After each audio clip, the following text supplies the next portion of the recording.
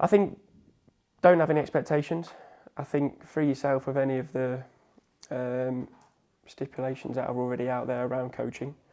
Ultimately, if you look at sports, Tiger Woods, Rory McIlroy, any footballers, they all have coaches for a reason.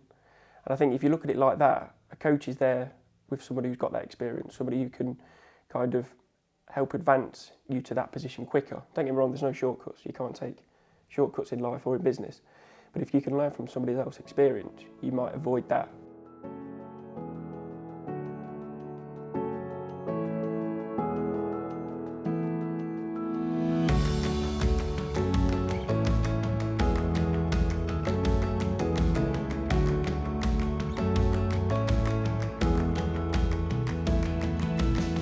Yeah, I think I was probably a little bit wet behind the ears, as they probably say, a little bit naive to certain things. I knew the operation kind of inside and out because I come from a planning background.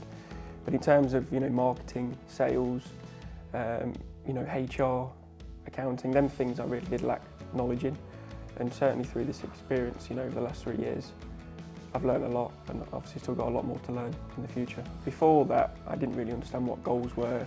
I always had a vision, but I didn't really know it was a vision. I always knew where I wanted the business to be one day when I took control. But ultimately, we didn't have any goals, we didn't have any revenue targets, we didn't have budgets in place. These, and Phil probably laugh at this, but we are working towards that budget currently, and we have a meeting every couple of weeks. And yeah, that's part of the discussions. I think for me, I'm quite numbers driven anyway, so I'm quite a big believer in setting targets now and making sure we achieve them. That's a good question. Other than the processes that we have in place, we're a lot more forward thinking. So previously, like I mentioned, we'd kind of live week on week, whereas now we've got a target that we want to achieve for the quarter, for the year, for the next 5 years. That's something that we'd never thought about previously. It was all in, Lee's head at the time, who's our MD.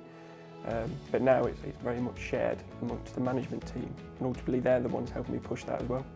For me personally, I've seen massive results. I think you only know what you know, and Phil's obviously ran his own businesses and also been high up in very senior positions, so he's had a different angle on things that I've never experienced.